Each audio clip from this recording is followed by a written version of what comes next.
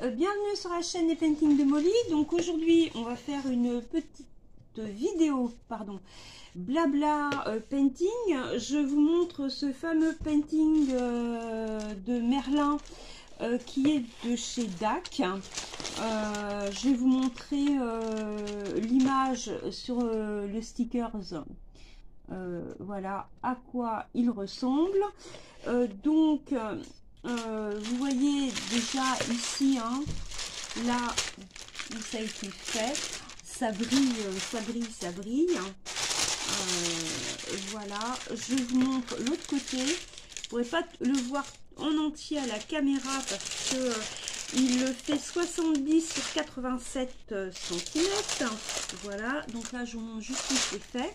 Voilà, donc aujourd'hui on va faire le petit truc qui est ici là. Donc on n'aura pas le temps de faire tout ensemble, mais c'est exactement le même que celui-ci. Voilà, donc on va faire un petit peu ça ensemble. Ça vous permet de voir un petit peu sur quoi je travaille. Alors je travaille sur ce painting à l'occasion du défi de l'année d'Angélique Crochet et ses passions. Angélique d'épée, crochet et ses passions, je crois que c'est comme ça qu'elle s'appelle sa chaîne. Comme beaucoup de filles changent le nom de leur chaîne, notamment parce que au départ elles ont commencé à faire du DP, puis elles ont développé d'autres loisirs créatifs. Beaucoup changent de nom de chaîne en ce moment. Donc, excusez-moi, mais j'arrive plus à suivre. Alors, excusez-moi pour celles qui me regardent si j'écorche le nom de vos chaînes, mais moi, j'arrive plus à me rappeler de qui s'appelle comment. Donc, c'est pas dans une mauvaise intention, hein, loin de là. C'est juste que ça fait beaucoup pour moi. Donc en tous les cas, ce défi il s'étale sur l'année du 1er janvier au 31 décembre. Donc j'ai l'année pour le faire, hein. Jusqu'à fait je suis dans les temps, c'est bon. Et puis il faut que la toile fasse au minimum, je vous en ai déjà parlé, hein, 40 sur 40. Donc je suis dans les clous puisque elle fait 70 par 87, voilà. Donc je l'aurais pas fini avant, mais je l'aurais fini avant le 31 décembre. J'ai déjà fait des toiles de cette envergure, donc en général il me faut minimum 8 mois pour les faire, entre 8 et 9 mois. Donc je sais que je l'aurais terminé, à moins d'un pépin, on ne sait pas, hein, voilà. Donc vous voyez, les diamants sont très brillants, hein, c'est du DAC, hein. Il y a aussi des diamants AB. Il y en a 5 ou 6, hein, je crois. Et ouais, c'est super, hein, le rendu est magnifique. J'ai quelques soucis avec les noirs. Voilà. Je sais pas si vous voyez, il y en a qui sont collés là. Il n'y a qu'avec les noirs que ça fait ça. Donc c'est du diamant carré, hein. Donc ça, j'avoue, ouais, que ça m'empoisonne un petit peu, la vie avec ce DP. Mais bon, j'ai trouvé la solution. En fait, dans mes petits gobelets, j'en ai un deuxième là. Je mets une pièce, vous voyez, il y a une pièce dedans de 20 centimes. Je secoue bien fort mon gobelet. Et puis, vous voyez, en plus, ils sont statiques. Et ça permet de les séparer et qu'ils soient plus statiques. Alors, il y a une autre solution aussi, apparemment, qui fonctionne bien. C'est avec des lingettes de sèche-linge. Vous découpez un petit morceau de lingette. Vous le collez dans votre botillon. Et puis vous secouez résolument la bête comme Orangina, vous voyez, voilà, comme ça, hein, voilà, Orangina. Et puis ça fonctionne très bien. c'est pareil. Donc dernièrement, j'ai vu ma copine Didine, qui était auparavant Didine et CDP, qui maintenant s'appelle Passion Fil et Strass. Voilà, là j'ai retenu. Qu'il a fait dernièrement, là, dans une de ses dernières vidéos. Et ça fonctionne très très bien. Voilà les petits trucs si vous avez des soucis avec vos diamants sur vos DP préférés. Voilà, ça évite de perdre du temps à essayer de les décoller avec les mains. Ou vous avez le double risque de voir le plateau qui se barre. Ou alors d'avoir un diamant qui parte d'un côté sur la table et l'autre diamant qui se barre je ne sais où. Donc pour éviter tous ces petits soucis malencontreux, vaut mieux utiliser on va dire les petits remèdes qui s'avèrent très efficaces, hein. Voilà. Donc aujourd'hui on est dimanche 10 mars. On est content parce que il fait beau, hein, en ce moment. Le beau temps c'est aléatoire, hein. On s'apprête à avoir une des plus grosses marées de l'année là, à Saint-Malo. Donc quand il y a grand coefficient de marée, il y a deux solutions. Soit vous avez un temps superbe et il y aura pas de vagues et tout, vous aurez une mer d'huile. Ou soit alors il va faire un temps de merde avec un vent à décorner les bœufs. Et puis là vous allez avoir de la houle. Il va y avoir des vagues qui peuvent être d'une hauteur de 3 à 10 mètres. Voilà. Donc souvent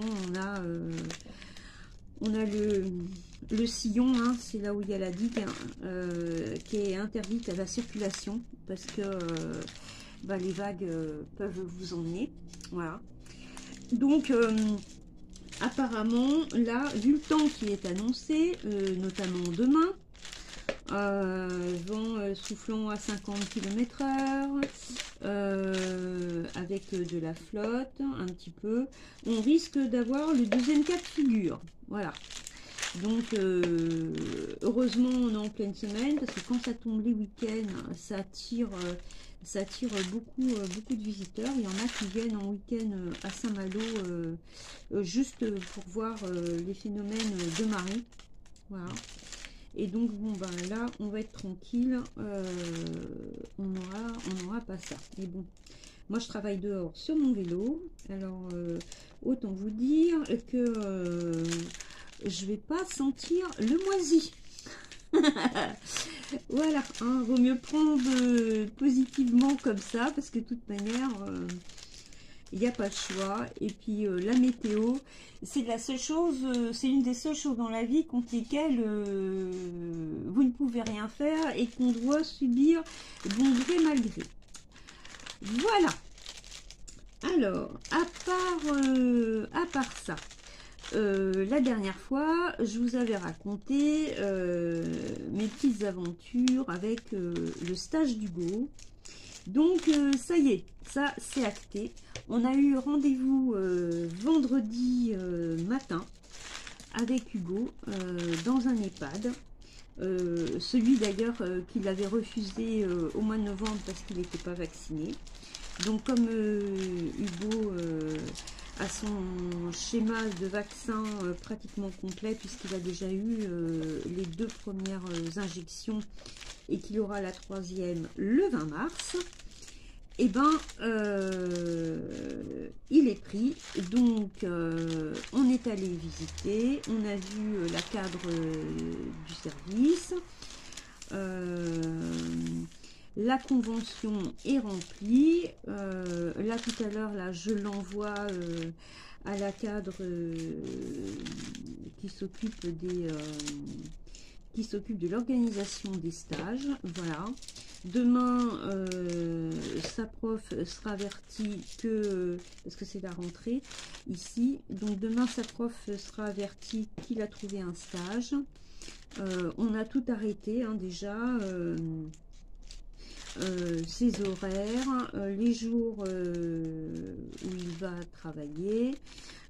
Il sait quel bus il doit prendre. Je l'ai accompagné mercredi. On a pris notre après-midi tous les deux. Je l'ai accompagné dans le bus. On a fait le trajet ensemble, aller et retour. Voilà. Comme ça, il sait à quel arrêt descendre, jusqu'où il doit aller et pour reprendre le bus dans l'autre sens quand il sortira. Voilà. Donc ça y est. C'est un gros coup de stress en moins parce que demain voilà, je vais reprendre le boulot et je vais être sereine de ce côté là, et puis lui va reprendre les cours serein aussi quoi, parce que ce sera pas comme la dernière fois où le jour où il fallait commencer le stage, il n'avait toujours pas de stage. Donc là ça y est, ça c'est fait, donc on est tranquille de ce côté-là. Voilà. Il faut que j'arrête de dire voilà, parce que toutes les 5 minutes, je suis en train de dire ça. Donc là, on est en train de faire, comme je vous l'ai dit, hein, nos petits diamants noirs.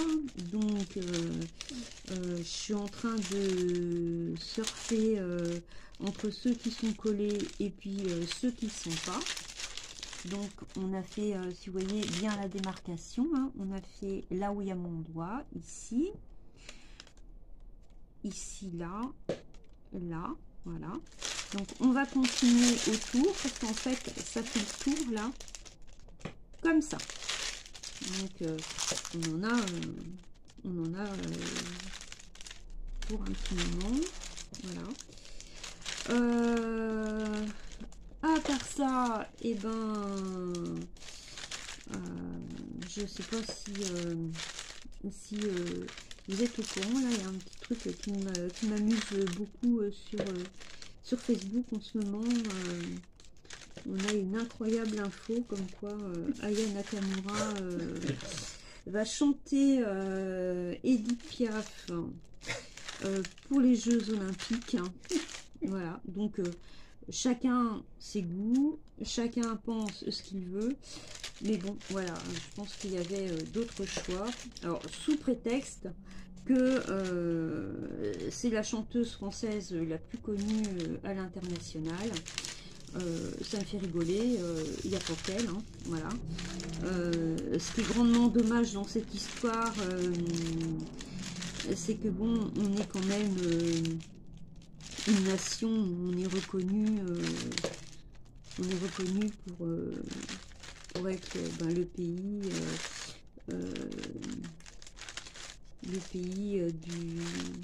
où on est des choses raffinées, hein, la gastronomie, la haute couture, voilà. June qui chante de Jacques Brel, ça peut être très raffiné aussi. Ouais, aussi, voilà. Ça c'est mon fils, il est en train de faire du DP à côté de moi. Donc ouais, faut prendre ça avec humour, mais bon, une fois de plus, on sera encore la risée, on sera la risée,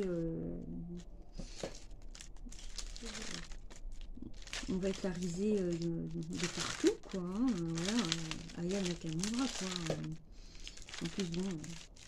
Ça, c'est mon avis à moi, hein, mais j'ai vu que je n'étais pas la seule à penser ça. Si Aya Nakamura savait chanter, ça se saurait. Et puis surtout, si on comprenait ce qu'elle disait,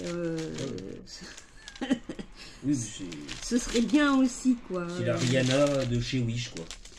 Oui, et encore Rihanna, elle sait chanter. Oui, c'est ça. Hein, voilà, parce que Rihanna a une très belle voix.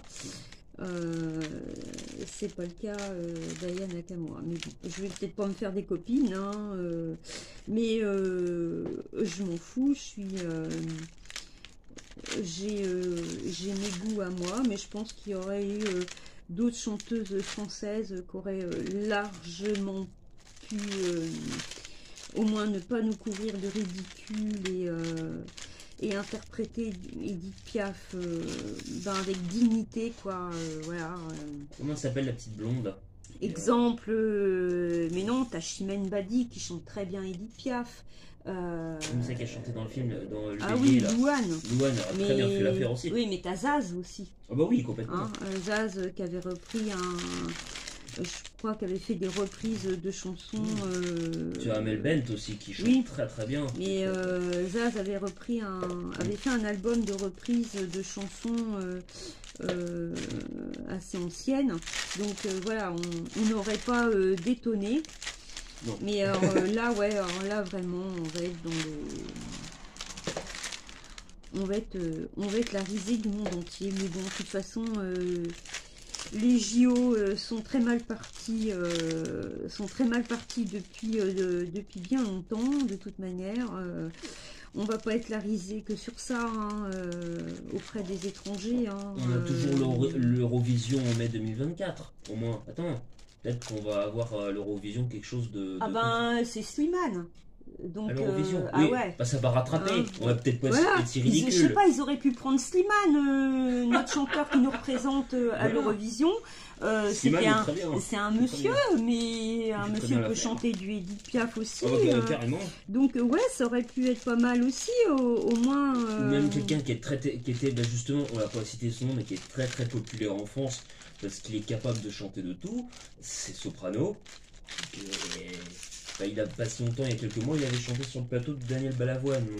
Oui, qui avait une belle voix. Ouais, Soprano aurait très bien fait l'affaire. Donc voilà, enfin bon, on va pas refaire le monde. Non, c'est sûr. Mais ça nous fait beaucoup rigoler. Ou l'info comme quoi nos athlètes français vont nager dans la Seine. Ça fait beaucoup rigoler quand vous savez que les Anglais ont eu le même projet, mais ça fait longtemps, 30 ans avant nous, hein, ils sont plus avant-gardistes que nous. Ils ont eu le projet de nettoyer, de vouloir rendre la Tamise propre. Hein. Et ben, ça fait 30 ans qu'ils essayent et la Tamise n'est toujours pas propre. Donc, j'ai un doute qu'au niveau de la Seine, on y arrive en quelques mois, quoi. Voilà, c'est... on sait plein de choses comme ça. Qu'est-ce qui m'a fait bondir aussi à propos de CIGO? Bon ben là, Hidalgo s'est retrouvée face à un tollé général. Elle voulait faire dégager nos célèbres bouquinistes des bords de Seine. Hein, les bouquinistes à Paris, mais ça fait partie du patrimoine français, les bouquinistes. C'est l'image de Paris, les bouquinistes sur les bords de Seine. Donc, pourquoi nous enlever une partie de notre patrimoine et de notre histoire juste pour des JO? En quoi ils gênent ces gens-là pour les JO, hein, on se demande. Donc, il y a eu une pétition qui a été faite. Et finalement, nos bouquinistes vont rester sur les bords de Seine. Ils vont pas partir. Hein. Les JO ne fera pas fuir. Si ça pouvait fuir, si au moins les JO pouvaient réussir à faire une chose, c'est-à-dire débarrasser la ville de Paris de sa malpropreté et des rats, déjà, ce serait une très bonne chose. Et puis tout le trafic qu'il y a autour des JO, sur la location des chambres d'hôtel et des appartements qui sont à des prix mais absolument renversants. C'est sûr que c'est pas un smigard qui va pouvoir aller voir les JO. Hein. Les gens qui vont venir pour voir les JO, ça va être des gens qui ont un portefeuille bien garni. Hein. Tant mieux pour eux. Hein, mais bon, quand vous voyez les prix vertigineux, franchement, je trouve ça un peu, je trouve ça un peu scandaleux quand on a, quand on a par exemple des agriculteurs qui eux se battent depuis plusieurs semaines pour pouvoir continuer d'exercer leur activité. et pas travailler tout en étant dans le rouge archi-rouge tous les mois. Voilà, et puis continuer de nous faire manger des choses saines et pas de la daube industrielle. Donc voilà, dans ce contexte-là, puis tous les gens qui n'ont pas de travail, qui crèvent la faim, et nous, on est en train de... On vit pas dans le même monde, quoi. Hein. Mais attention, hein, j'aime bien les JO, hein, je les regarde à la télé quand je peux, parce que je travaille, hein. Mais au mois de juillet notamment, je travaillerai, s'il y a des trucs le matin, je travaillerai, donc je serai pas là. Mais j'aime bien les JO, hein. On va dire que c'est totalement français de critiquer. Mais quand on voit une organisation comme ça, bon, on a de se poser des questions. Voilà. Donc on avance bien. Hein. J'ai déjà fait tout mon petit tour ici. Alors il me reste plus que ici à faire. Et puis après, on prendra une autre couleur ensemble. Donc j'espère que vous allez bien quand même, que vous avez passé de bonnes vacances, hein, pour ceux qui y sont encore, et puis que la rentrée va bien se passer pour vos enfants. Voilà. Donc comme je vous disais tout à l'heure, hein, nous, ça va bien se passer. Donc ouais, ma semaine a été relativement calme, hein, à part qu'on s'est occupé avec Hugo là, pour son histoire de stage. Sinon, cette semaine, j'ai pu faire quand même du point de croix, du DP, voilà, dans celui-là que j'avance pas forcément tous les jours, je suis pas forcément tous les jours dessus, même que je suis en vacances, hein, j'ai avancé quand même un petit peu mes points de croix. Alors j'en ai 4 en route. Alors j'en ai 2 qui concerne 2 défis, je vous en ai parlé. Donc sur le défi de l'année d'Angélique, je fais ce DP là, et puis je fais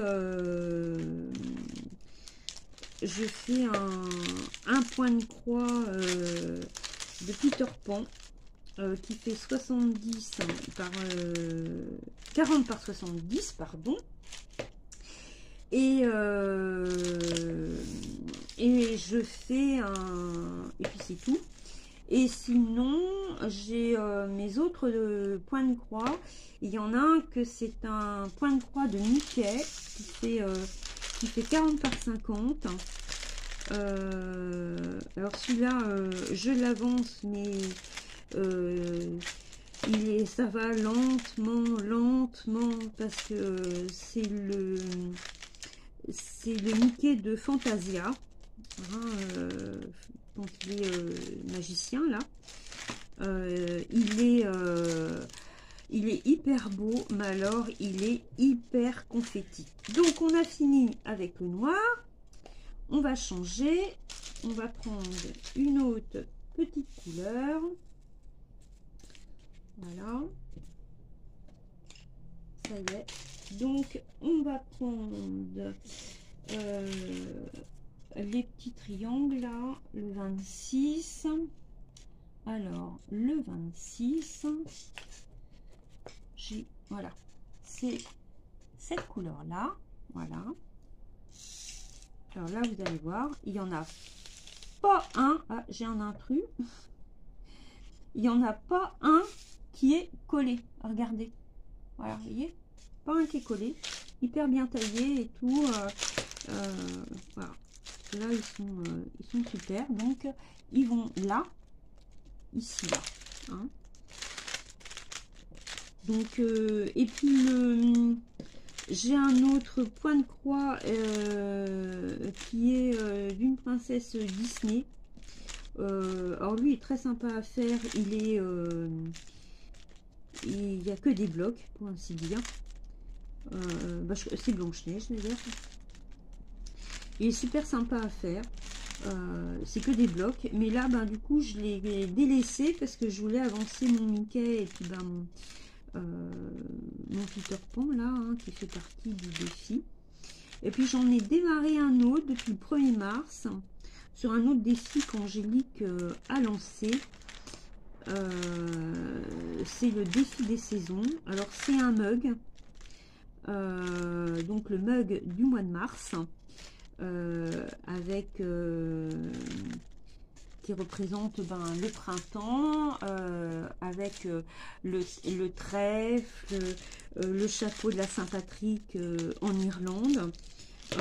Il est super joli, il est hyper agréable à faire. Oh, franchement, j'adore trop ce point de croix. Je me suis surprise à travailler beaucoup dessus, à tel point que moi qui a toujours dit le point de croix ne prendra jamais le dessus sur le DP, je pense pas que je suis la seule à avoir dit ça. Et ben avec ce point de croix là, en tous les cas, si le point de croix prend le dessus sur le DP, tellement j'adore faire ce point de croix. Voilà. Alors c'est un petit point de croix, c'est un 30 par 30. Il est partiel parce que je ferai pas le fond, c'est du blanc cassé. Je vois pas l'intérêt de faire le fond. Donc en fait, ouais, il est partiel. Et puis la toile, au départ, j'avais un peu peur parce que je trouvais la toile rigide. Et finalement, elle est parfaite parce que elle se travaille très bien. J'ai des soucis avec la toile de Peter Pan qui elle est très molle. Et quand il y a des endroits où quand je mets mon aiguille, j'ai l'impression que le trou, il est... je sais pas comment vous dire... j'ai l'impression que la matière de la toile... elle se désagrège un petit peu, quoi. Je sais pas comment vous dire ça, quoi. J'ai l'impression que ouais, il faut que j'y aille avec délicatesse à certains endroits, parce que ben le tissage pourrait peut-être facilement se casser. Voilà. Donc ce qui fait que j'aurais, au lieu d'avoir un trou, j'en aurais deux. Voilà. Donc ça c'est le seul inconvénient. Et puis ben le fil aussi, j'ai eu du souci avec certains fils sur ma toile de Peter Pan aussi, où par moment ben j'arrivais pas à séparer mon fil. Ça me faisait des nœuds d'emblée, pourtant d'habitude ça fonctionne très bien, mais j'ai eu un souci sur 2 ou 3 couleurs là, où j'étais obligée carrément de jeter mon fil. Voilà. Donc mais bon, comme je suis pas du genre à me décourager facilement, je m'obstine et j'ai du résultat quand même, hein. Voilà, l'important c'est d'y arriver. Bien sûr, faut pas que non plus ça devienne une galère, mais bon, on y arrive quand même, quoi. Donc finirai-je par contre la question ma toile de Peter Pan en temps voulu? c'est-à-dire à la fin de l'année, quand je vois la longueur de la toile et vu où j'en suis, je me pose des questions. Mais bon, c'est pas grave, si j'ai pas fini, je m'en fous, je me fous pas la pression. L'important, c'est de participer. Alors, je suis abonnée à plein de chaînes de copines qu'organisent toutes des défis, des salles, voilà. Alors, je m'excuse je m'excuse infiniment auprès de mes copines qui pourraient se dire, ouais, elle participe au défi d'Angélique, elle en parle sur sa chaîne, et puis elle parle pas des nôtres. Alors, je suis désolée les filles, mais je vais pas participer à des salles ou d'autres défis en sachant que je pourrais pas les faire. J'ai l'honnêteté de le dire. Il y a pas mal de salles, des thèmes sur lesquels je suis très attirée. Je trouve que vous avez des super idées. Il y en a un ou deux en particulier qui m'ont tenté, mais je sais que je ne serai pas capable de les faire parce que je n'en aurai pas le temps. Entre mon boulot, la salle de sport, m'occuper de la maison, et puis ben, ma vie, quoi, hein, voilà, ben, je sais que je n'aurai pas le temps, donc je vais pas participer à des salles, et puis j'ai pas envie de vous décevoir parce que je pourrais même pas les commencer, quoi, voilà. Donc je préfère avoir l'honnêteté de vous le dire pour celles qui me regardent. C'est pas parce que je trouve que vos salles ou vos défis ne m'intéressent pas, que je suis pas intéressée, je suis pas comme ça, je suis pas quelqu'un d'arrogant qui se désintéresse des autres, bien au contraire, j'ai la réputation d'être quelqu'un de très altruiste, mais voilà, j'ai l'honnêteté de vous le dire, malgré tous vos salles qui sont très intéressants, je ne pourrais pas les faire, donc je préfère ne pas y participer. Par contre, je les regarde sur vos chaînes, donc je suis ce que vous faites, hein, voilà. Je suis vos salles avec beaucoup d'intérêt. Vos vidéos, les filles me tiennent compagnie pendant que je fais du DP ou du point de croix. Alors, vous voyez, même si je ne participe pas à vos salles ou à vos défis, eh ben, je les suis quand même parce que je regarde vos vidéos. Voilà, ça par contre, le soir, quand je fais soit du DP ou du point de croix, eh ben, j'ai le temps de vous suivre des vidéos et ça, c'est quand même vachement important. J'oublie pas de mettre des petits pouces à chacune de vos vidéos que je regarde. Je commente pas toujours, mais je mets un petit pouce, voilà, et puis je vous suis, vous me tenez compagnie, et puis j'aime beaucoup vos vidéos pour celles que je suis, quoi, en tous les cas, voilà. Bon, et ben, on va s'arrêter là. On en aura fait déjà quand même pas mal. Moi, je vais continuer hors vidéo. Je continuerai à vous tenir un petit peu au courant de l'avancée, notamment de ce DP. Je pense que la prochaine fois, vous le verrez quand même un peu plus avancé. Je pense que j'aurai terminé ça, là, en l'occurrence. Et puis, la prochaine vidéo blabla sera certainement, cette fois-là, une vidéo blabla point de croix. Voilà. Sur ce, je vous souhaite un très bon dimanche, une très belle semaine. Et puis, je vous dis à très bientôt pour une prochaine vidéo. Ciao!